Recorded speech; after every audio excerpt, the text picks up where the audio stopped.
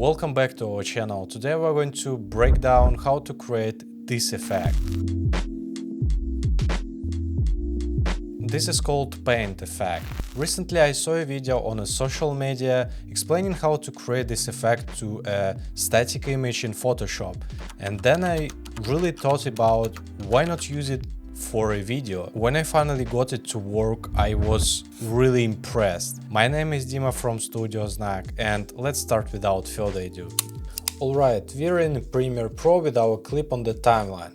First we need to determine where the paint effect will appear. For me the 4-second mark works best. Right click on the timeline and select Mark Out.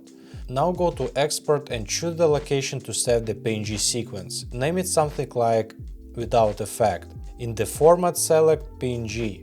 This means we are exporting as images, not like a video. Under video, uncheck frame rate and manually set it. I prefer between 8 and 12 FPS, it works best for this effect. My original video is 30 FPS, but I'll export it at 10 FPS and click export. Now open Photoshop Beta. I'm using version 26.5.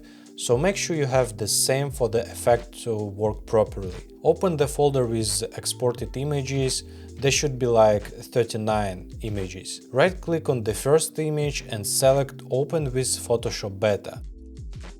Now we need to load all the other images.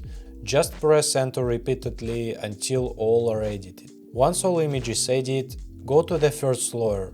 Hold Alt or Option if you're on Mac and click the icon to view only the selected layer. Select the layer, go to Filter and find Parametric Filters. There are many filters here, just be free to experiment. But today I'll use oil painting. Once applied, the image looks like a painting, which is really cool.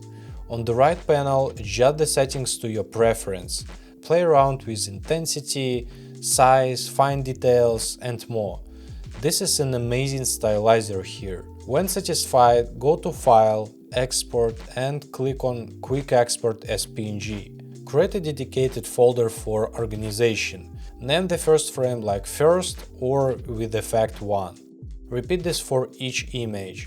Open Filter, look for Parametric Filters and click on Oil Painting. Tweak the settings and save each as a PNG. A cool feature here is a randomize. Clicking this wheel slightly after each effect, making every frame unique. You can also save settings as a preset and then just click randomize to keep the same style while getting different brush directions. Once all images are processed, we have our animated sequences. Let's bring them into Premiere Pro. First create a folder for the images. This helps us to keep everything organized. Drag all the images into Premiere Pro. Now add our images to the timeline. Put them all in one by one, like I did. To make it easier to trim all the layers later, put each next image on top of the other. And step back just 3 frames, select Razor tool and crop all layers with Shift pressed on keyboard. Now remove the excess and place our frames from the clip sequentially from the first to the end. It's a bit of a long process, but trust me, it's worth it. You need to do this work until all the frames are added to the timeline. In our case, it's 39 images. In yours case, it can be more or less. Now that all images are in place, we have an amazing animated paint effect. To enhance this effect, let's add an animated paper texture from our Premium Paper Toolkit project. Use promo code DIMA to get a $5 discount at checkout on this project. Set the blending mode to screen. Go to Effects and look for Tint effect, then apply it.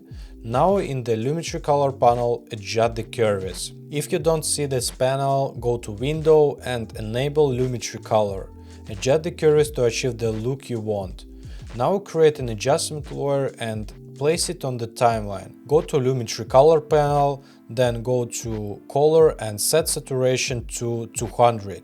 This will enhance the colors. Add another adjustment layer between 2 clips.